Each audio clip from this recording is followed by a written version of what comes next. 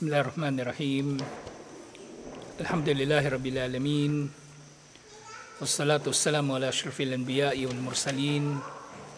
Nabiyina Muhammadin wa ala alihi wa sahbihi ajma'in. Assalamualaikum warahmatullahi wabarakatuh.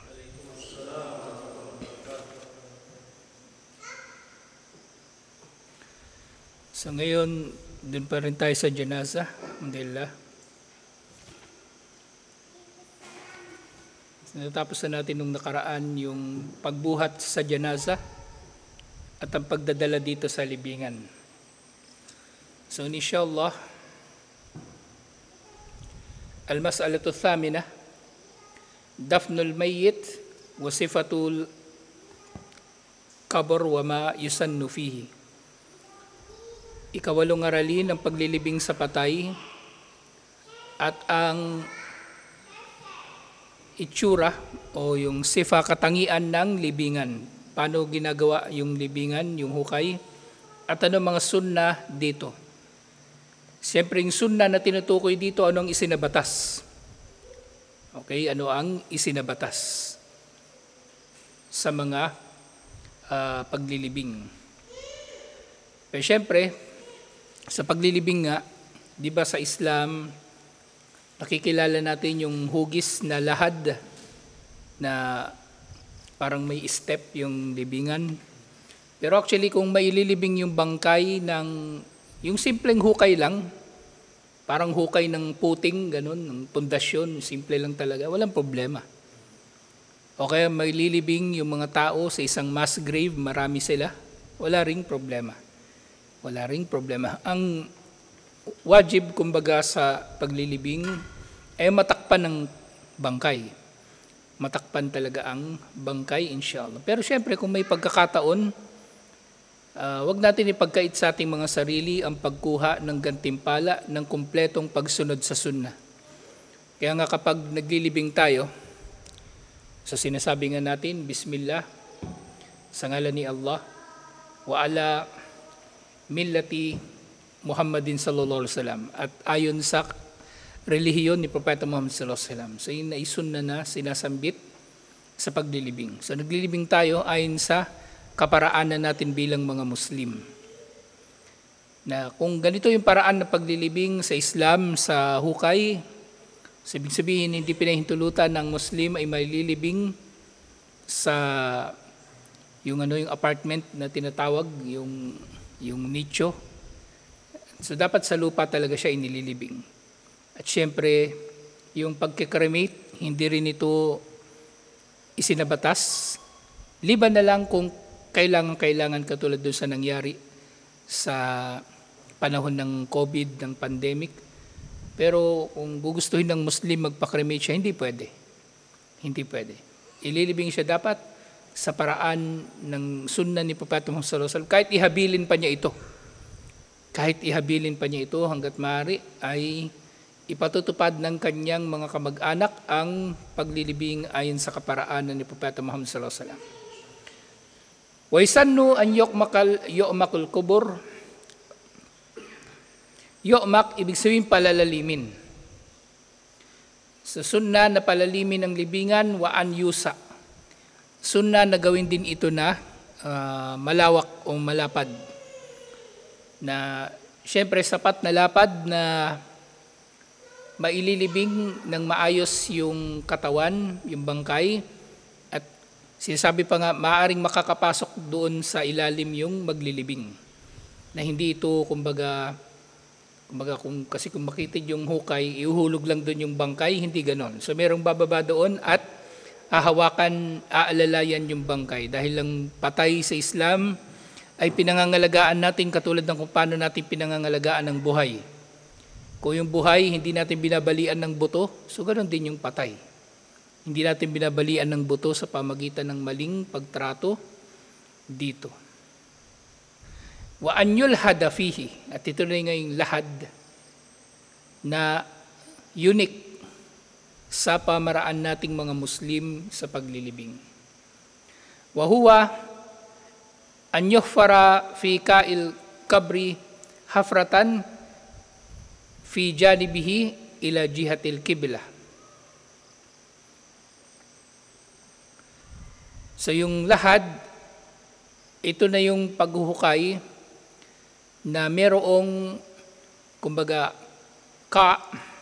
doon sa hukay na sa gilid nito ay nasa direksyon ng kibla.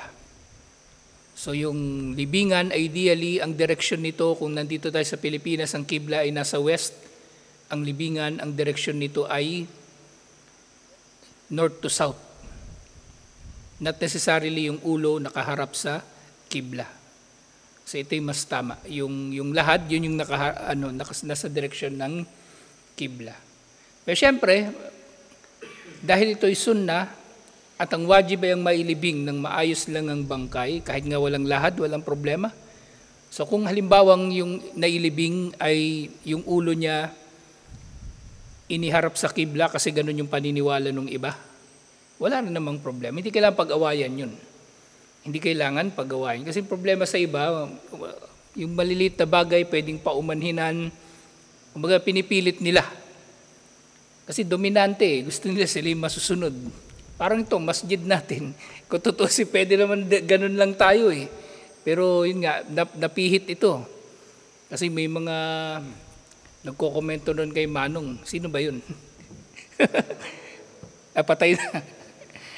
So pwede naman kasi konting naman. Ang mahalaga sa kibla, dito sa masjid halimbawa, hindi tayo nakatagilid o nakatalikod sa kibla. So kung konting liko, yung Ibn Abbas nga, hindi naman direkta nakaharap sa kibla yun eh. Maraming mga masjid hindi direktang nakaharap sa kibla. Raha Sulaiman, di rin, walang problema kung ano. Ang problema ay nakatalikod ka sa kibla. Okay, so ganun din sa paglilibing. Walang problema. Kasi may mga bagay-bagay na pwede naman ngang paumanhinan. O mga bagay-bagay na pwede magkaroon nga ng tolerance sa usapin, inshallah. Yung sinasabi, فَإِنْ تَعَذَّرَ اللَّحَدْ فَلَا بَأْسَ بِالشَّكِّ. Kung may dahilan na hindi makakapaghukay ng lahad, walang problema kung hukay lang talaga o butas. Bawa meron kayong backhoe, nagmamadali kayong maglibing, o nag-backhoe kayo, isang scoop ng backhoe, tapos dilibing nyo na yung bangkay doon, pwede na, walang problema, inshallah. Wahuwa an yughfaru lil mayyiti fi wastil qabr. So yung pinagkaiba ng syak o yung hukay o butas na pangkaraniwan, na ililibing yung bangkay sa gitna ng hukay, kumbaga. Pero doon sa lahad, so meron nga yung step, at yung step na yun ay yung malalim na parte niya nasa direksyon ng kibla. So ibig sabihin yung ulo ng tao o yung paa niya nasa direksyon, dito sa Pilipinas, nasa direksyon ng north o south. So nandito yung kibla, kumbaga, andito yung lahad, yung bangkay nakaganon. So yun ang sunnah, pero walang problema kung may iba rin ng direksyon. Wala namang walang, kumbaga, mahigpit na pagsasabatas sa bagay na yun, walang problema. Pero nga pinahintulutan yung maglibing sa hukay lang. Lakin al-lahdu afdal. Subalit ang paglilibing sa pamagitan ng lahad, ito ang pinakamainam. So merong hadith, iniulat ito ni Imam at-Tirmidhi at pinatunayang tama ni Sheikh Al-Albani. Sinabi ni Propeta Muhammad sallallahu alaihi wasallam, al-lahdu lana. Ang lahad, ang hukay o ang libingan sa anyo ng lahad ay para sa atin. Ibig sabihin para sa mga Muslim, unique para sa mga Muslim. Wasyakku li gayrina. At yung hukay naman ay para sa iba paliban sa atin. Ibig sabihin para sa mga hindi Muslim. So ganun sila maglibing. Hukay lang. Pero sa atin meron pang malalim na parte doon sa hukay. Merong step kumbaga. Wayuda'ul mayyitu fi lahdihi ala shakkihil ayman mustaqbil al-qibla. So ito na nga. So yung direksyon nung lahad ay nakaharap do sa kibla, at kapag inilagay yung patay doon sa hukay ay medyo nakatagilid dito sa kanyang bandang kanan at nakaharap sa kibla. Yung harap niya mismo yung nakaharap sa kibla, hindi yung ulo. Okay, so yung harap niya mismo ang nakaharap sa kibla. Wa tusaddu fathatan lillahdi, wa tusaddu fathatan lahdi bil laban wat tin. Tapos yung yung patay na yon, di ba? Imagine nyo yung lahad parang hagdan, baitang ng hagdan, di ba? Tapos kunwari dito yung kibla. So nandun siya, medyo nakatagilid, nakaharap siya sa kibla. So maglalagay ng tin o laban o namang gamit na kumbaga magiging harang na hindi direktang matatabunan ng lupa yung katawan, yung bangkay. Thumma yuhalu alayhi at turab, at tatabunan na ito ng turab. Pero syempre yung ginagamit dito, kumbaga wala namang paghihigpit dito. Pwedeng gumamit ng kahoy, pwedeng gumamit ng yung iba parang di ba, precast yung gamit nila, precast. Pwedeng yun nga yung tinutukoy dito na tin, yung pinatigas na na lupa, yung bricks, pwede rin. Walang problema. Pero sa may iba pang materyales, kasi baka may magtatanong, pwede ba plastic o bakal? Wala pa ako nakitang gumawa nun. Pero hindi ko alam. Baka tatanong ng kambal nangangati yung bigote ko pag may tatanong yung kambal So pwede ba plastic? Hindi ko alam. Pero wala pa akong nakikitang gumawa nun. Pero itatanong ko rin, inshallah. Itatanong ko din kung pwede ba ibang materials, inshallah. Pero ang nakita ko, yung minsan bato, yung bato na matigas, minsan bricks o precast, kahoy, pwede din, as in yung tabla ng kahoy. Pero wala pa ako nakitang gumamit ng plastic o bakal o iba pa. Siguro depende rin sa available na materials, kaya gano'n. Wa yurfa'ul kabru alal ardi kadra shibrin musannaman ay ala hayatis sanam. At yung lupa na itatabon sa libingan, hindi ito kapantay ng lupa. Medyo nakaangat siya. Nang taas nito ay mga isang dangkal. Medyo isang dangkal. Litubuti dalika fi sifati kabrin nabi sallallahu alaihi wasallam wa sahibihi. At ito'y napagtibay sa siyang sifa o katangian ng libingan ni Propeta Muhammad sallallahu alaihi wasallam at ng kanyang dalawang kasama. Sino yung dalawa na yun? Si Abu Bakar at si Omar radiyallahu anhuma, na kasama niyang inilibing doon sa kwarto ni Aisha radiyallahu anha. So, ganun lang siya kataas. Actually, merong hadith yung tungkol doon sa yung sinabi ni Propeta Muhammad sallallahu alaihi wasallam, la tada kabran illa sawaitaha. Sinabi ni Propeta Muhammad sallallahu alaihi wasallam kay Ali bin Abi Talib radiyallahu anhu, huwag ka mag-iiwan ng kahit anong libingan, liban na lang na ipapantay mo ito. Ibig sabihin, ipapantay mo ito sa level na hindi siya lalampas sa isang dangkal. Hindi siya masyadong mataas at hindi rin siya masyadong mababa.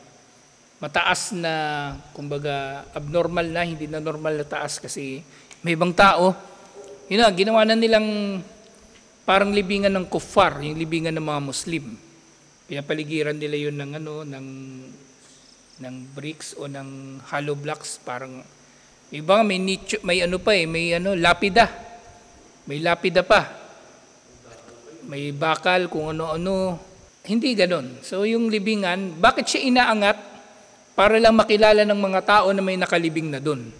Para hindi nila yung naapakan, hindi nila yung dadaan-daanan. Yun lang ang dahilan. At isa pang sinasabi ng mga scholar, kaya siya mataas.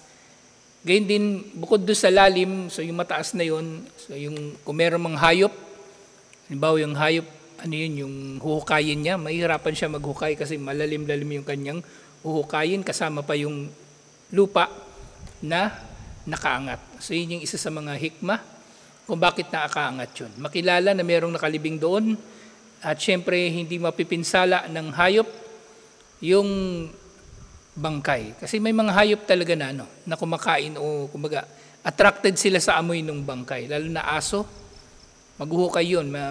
Maaring mangyari na yung aso, hukay niya yun para kumbaga makain yung kung ano man nandun, buto o kung meron mang laman doon. At nangyayari yun. Na ito nga, liya'lamu annahu kabrun falayuhan, upang makilala na yun nga ilibingan, upang hindi ito mainsulto. Wala ba'sa biwad'i ahjar wa gayriha ala atrafihi libayani hududihi wa ma'rifatihi. Pwedeng maglagay ng mga bato sa dalawang magkabilang dulo nito. Pero yung bato na yun, hindi yun lapida. At hindi yun palatandaan na yun ang libingan ng mahal mo sa buhay. Para dadalaw ka doon tuwing mahal na araw o tuwing araw ng mga patay, magsisindi ka ng kandila, maglalagay ka ng bulaklak. Hindi yun. Ang layunin doon para lang makilala na ito na yung hangganan nung nakalibing doon at pwede ka na dumaan sa gilid nun.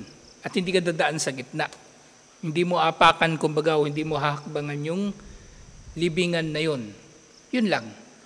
Pero yung lalagyan mo pa ito ng palatandaan na ito, itong hugis ng bato nito, dito nakalibing yung mahal ko sa buhay, dadalawin ko ito araw-araw, linggo-linggo, buwan-buwan, taon-taon, pag araw ng mga patay, diyan ako magdudua, diyan ako magbabasa ng Surah Yasin, walang ganun. So yung dalawang bato na yon, palatandaan lang na hanggang doon lang yung libingan at pwede ka lang dumaan sa magkabilang dulo nito o kahit doon sa gilid niya, inshallah. Yun lang. Para lang makilala na mayroong nakalibing doon. Wa yuhramul bina'u alal kubur wa tajsisuha wal julusu alaiha. Ito na. Ipinagbabawal ang pagtatayo ng gusali sa ibabaw ng mga libingan. At ang gusali nga na ito, yung iba nagpapalusot Ginagawa nila, wala ngang building, wala ngang bubong, pero meron sa paligid. Yung iba may baluster pa. May baluster, merong tiles, kagaganda ng tiles ng iba Pero walang nakalagay sa ibabaw. Tapos meron pang iba nilalagyan nila ng sunshade, yung parang kulambo para daw hindi mainitan yung patay. Yung iba tinataniman nila ng halaman, nilalagyan nila ng halaman, yung ibabaw ng libingan. So walang ganon. Walang ganon. So walang itatayo sa ibabaw ng libingan. Lapida man yan. O krus, o yung crescent, yung simbolo daw ng Islam, walang ganun. At yung pagtambay sa libingan ay hindi rin pinahihintulutan. Yung tatambay ka doon, dadalaw ka, tatambay ka, kausapin mo yung patay. Ba't mo ko iniwan? O kung ano-ano, tapos sasabihin mo pa sa patay, pag gabayan mo ko.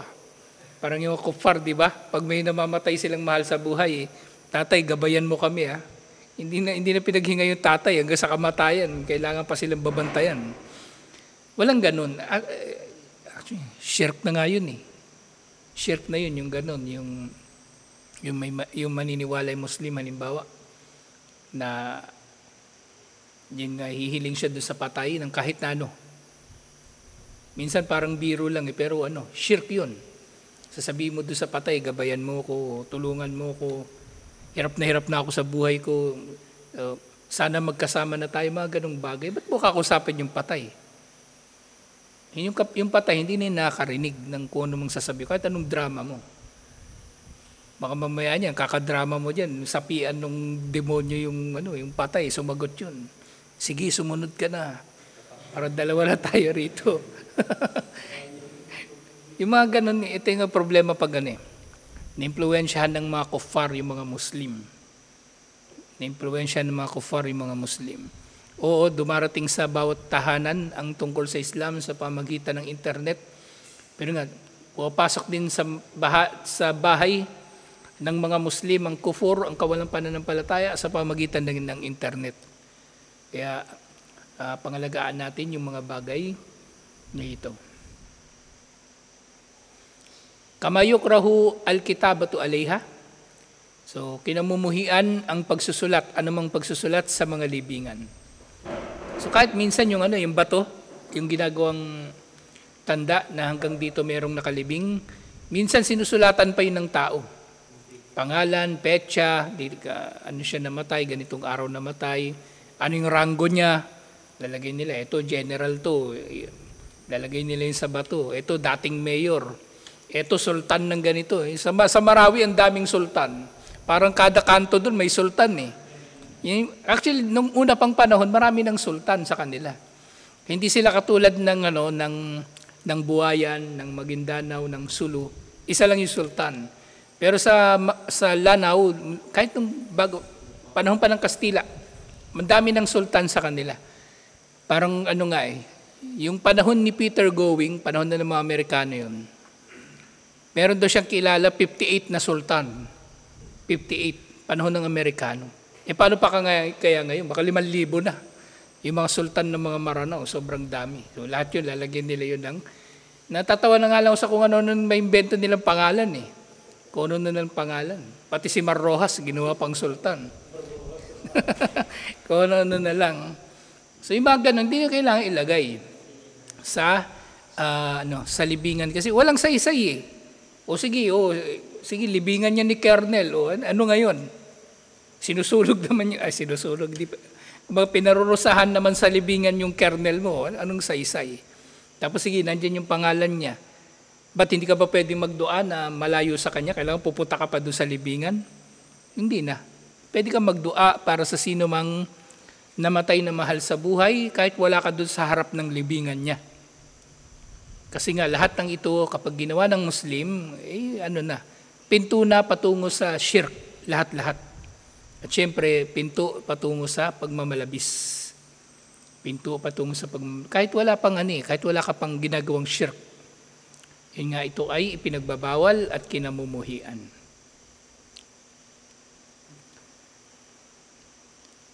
So tungkol doon sa kitaba, merong exception dito. Illa biqadari al-hajatu lil-i'lam. Liban na lang sa maliit na kailangan upang bilang pagpapabatid. Bilang pagpapabatid. Pero kahit yun, halos wala ng pangangailangan doon. Lalagyan ng pangalan. Para saan? Hindi mo naman kailangan balik-balikan yung libingan. Okay? Hindi mo kailangan balik-balikan yung libingan. So, merong hadith, iniulat ito.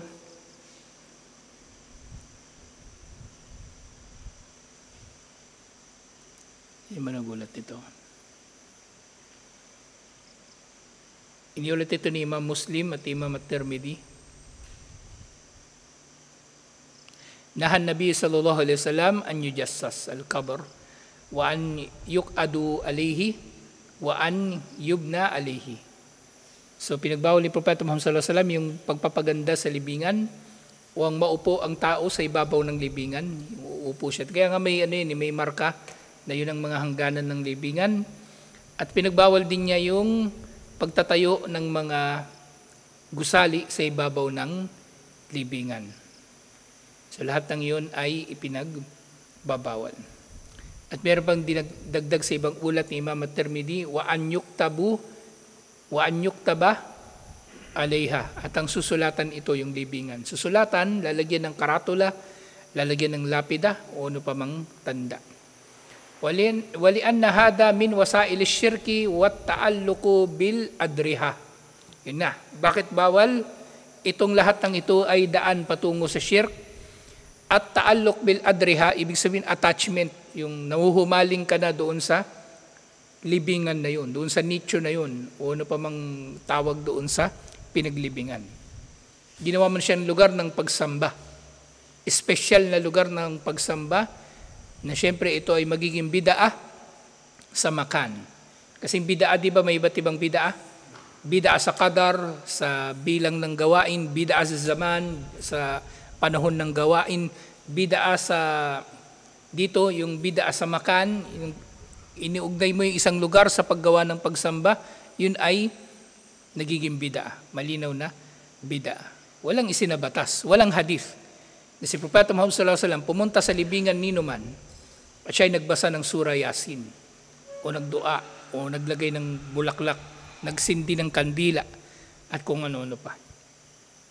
Wahada mimma yagtarru bihi al-juhal wa yata'allaquna bihi.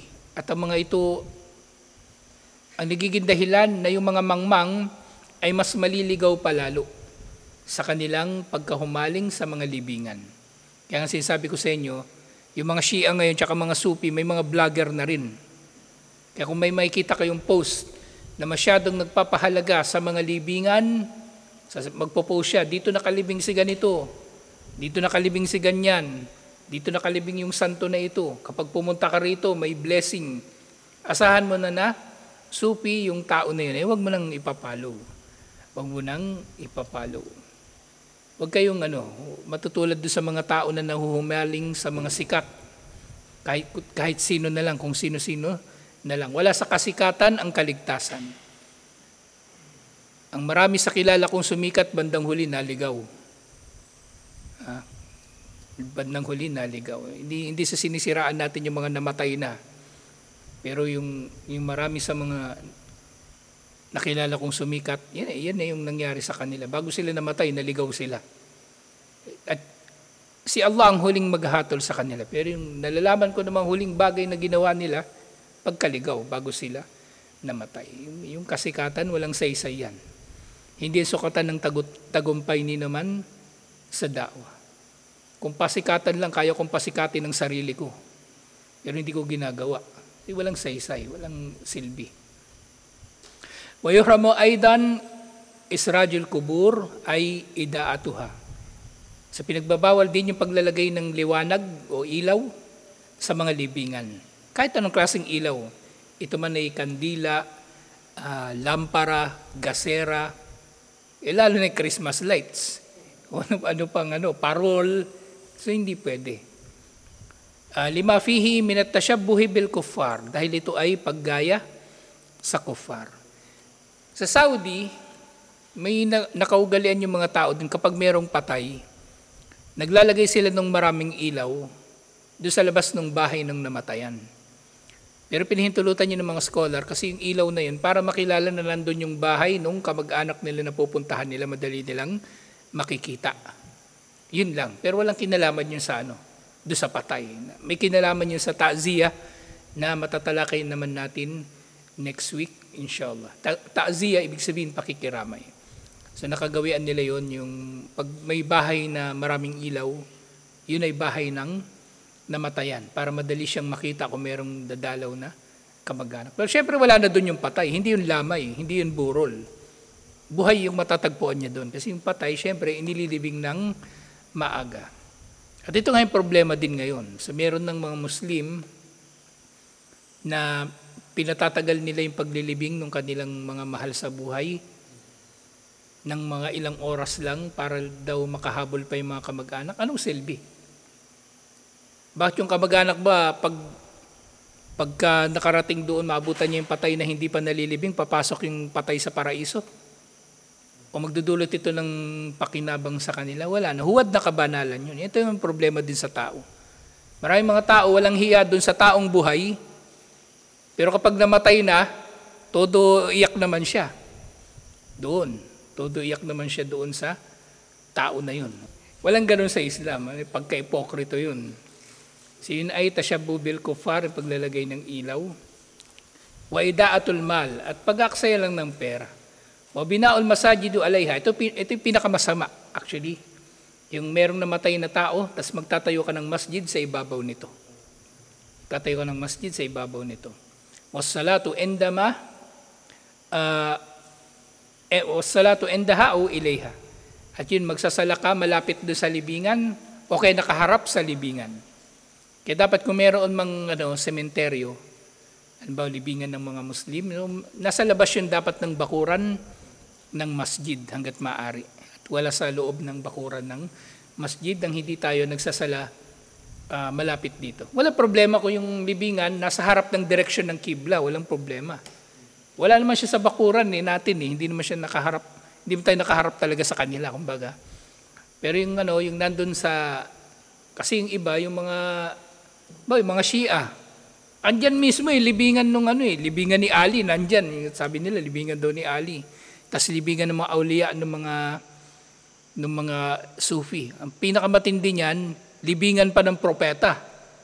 May inaangkin yung mga Sufi, ito libingan ng propeta ganito. Meron pa libingan, sabi nila, doon daw nakalibing si Adam alayhis salam, pagkahaba-haba ng libingan. Paano nila nalaman? Dami na nilang na-imbento na kung ano-ano. So tungkol dito, merong hadith, iniulat ito ni Imam al-Bukhari at Imam Muslim, La'anallahu al-Yahuda wan Nasara, isinumpa ni Allah mga Hudyo at mga Kristiyano, ittakhadu qubura anbiya'ahum masajid, na itinuring nila ang libingan ng kanilang mga propeta bilang mga lugar ng pagdarasal. Tinayuan nila ito ng mga building para gawing lugar ng pagdarasal. Parang yung doon sa Jerusalem, merong lugar doon yung Church of the Holy Sepulchre, yung daw yung nilibingan kay Isa alayhis salam, ginawa na rin nila yung simbahan. Ginawa nilang simbahan. At ganyan din, wayuhramu ihanatuha bil masyi alayha awat iha bin ni'al awil julusu alayha wagera dalik. So pinagbabawal siyempre yung pag-iinsulto sa libingan sa pamagitan ng paglalakad sa ibabaw dito, sinaapakan mo yun. Awat iha bin ni'al, yun nga, hahakbangan mo pala o kaya aapakan, lalakaran mo yun.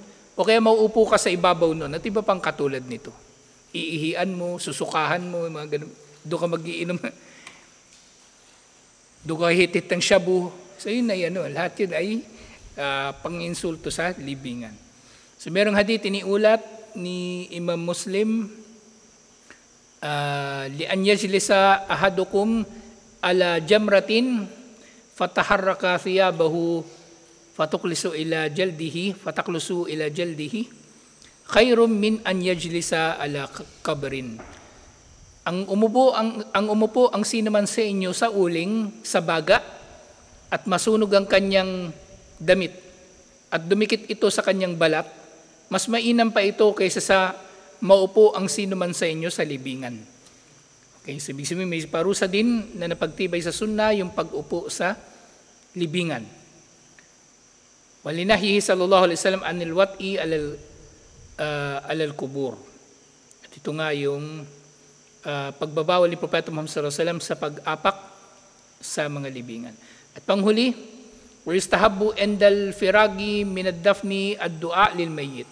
So sunna matapos ang paglilibing, ang magdua, yung mga naglibing para sa patay.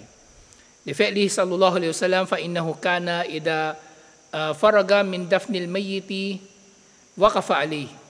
Si Propeta Muhammad sallallahu alaihi wasallam tuwing nang natatapos sila na maglibing, natatayo siya malapit doon sa libingan at sinasabi niya, istagfiru li akhikum, humingi kayo ng tawad para sa inyong kapatid, was'alu lahu at-tathbit, humiling kayo para sa kanya ng pagpapatatag. Manalangin kayo kay Allah para sa kanya ng pagpapatatag. Fa'innahul ana yus'al. Dahil siya ngayon ay tinatanong. Yun nga, sa pagkakasara ng libingan, so maring nangyayari na doon yung mga naiulat na mga mangyayari sa nakalibing. Siyempre, pagdating nila, munkar at nakir, at ito na yung fitnatul qabr na tinatawag. Yung fitna o pagsubok sa libingan. Wa amma qira'atul Fatiha aw shay'un minal Qur'ani indal qabr fa innahu bid'atun munkirah o munkara. Ang pagbasa ng suratul Fatiha o namang aya o sura sa Quran sa libingan, itong lahat ng ito ay bid'ah na kinamumuhian. Ito ay bid'ah na kinamumuhian. At yun nga, li'annahu lam yaf'alhu an-nabiyyu sallallahu alaihi wasallam wala sahabatihi al-kiram. Yun nga yung pagbasa ng Yasin o ano pa mang sura sa Quran sa mga libingan, hindi ginawa ni Propeta Muhammad sallallahu alaihi wasallam at ang mga sahaba na mararangal. Waqad qala sallallahu alaihi wasallam, sinabi pa nga ni Propeta Muhammad sallallahu alaihi wasallam, iniulat ito ni Imam al-Bukhari at Imam Muslim, man amila amalan laysa alaihi amruna fahuwa radd. Sino man ang gumawa ng anumang gawain na wala sa ating relihiyon, hindi kabilang sa ating relihiyon, ito ay itatakwil. So itong alhamdulillah, yung tungkol sa paglilibing Inshallah, sa susunod yung yung ta'ziya o yung pakikiramay, at ito na yung huling bahagi ng janaza. Pagkatapos nito, ito ng kitabul zaka, inshallah. Tapos marami pa. Kitabul jihad, yung hajj lalaktawan natin siguro kasi hindi naman tayo nag-hajj pa. Talak, marami pang mahalagang matalakay, inshallah. So, dito na lang. Assalamualaikum warahmatullahi wabarakatuh.